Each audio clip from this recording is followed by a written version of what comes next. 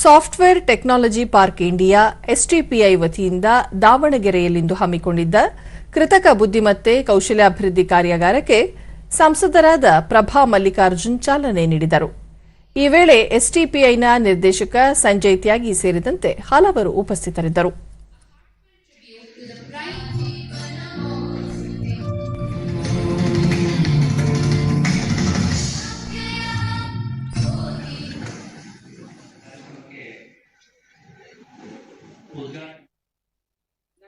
ಬಳಿಕ ಪ್ರಭಾ ಮಲ್ಲಿಕಾರ್ಜುನ್ ರಾಜ್ಯ ಮತ್ತು ರಾಷ್ಟ್ರೀಯ ಹೆದ್ದಾರಿ ಸೇರಿದಂತೆ ದಾವಣಗೆರೆಯಲ್ಲಿ ಎಲ್ಲ ರೀತಿಯ ಮೂಲಸೌಕರ್ಯಗಳಿವೆ.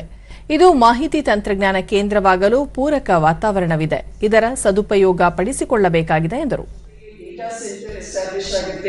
ಜೊತೆಗೆ training centre of excellence establish ಮಾಡಿದಾಗ ಮಧ್ಯ ಕರ್ನಾಟಕದಲ್ಲಿರುವಂತಹ ದಾವಣಗೆರೆಯಲ್ಲಿ ಉತ್ತರ ಕರ್ನಾಟಕ, ದಕ್ಷಿಣ ಕರ್ನಾಟಕದ ಎಲ್ಲ ಯೂನಿವರ್ಸಿಟಿ ಸ್ಟೂಡೆಂಟ್ಸ್ ಕೂಡ ಇಲ್ಲಿ ಬಂದು ಸಂಜಯ್ ತ್ಯಾಗಿ ದೇಶಾದ್ಯಂತ 68 ಎಸ್ಟಿಪಿಐ ಕೇಂದ್ರ ಸ್ಥಾಪಿಸಲಾಗಿದ್ದು, ಇದರಲ್ಲಿ ದಾವಣಗೆರೆಯೂ ಸೇರಿದೆ.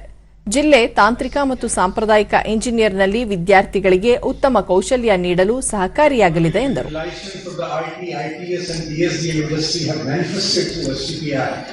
We implemented the foreign trade policy.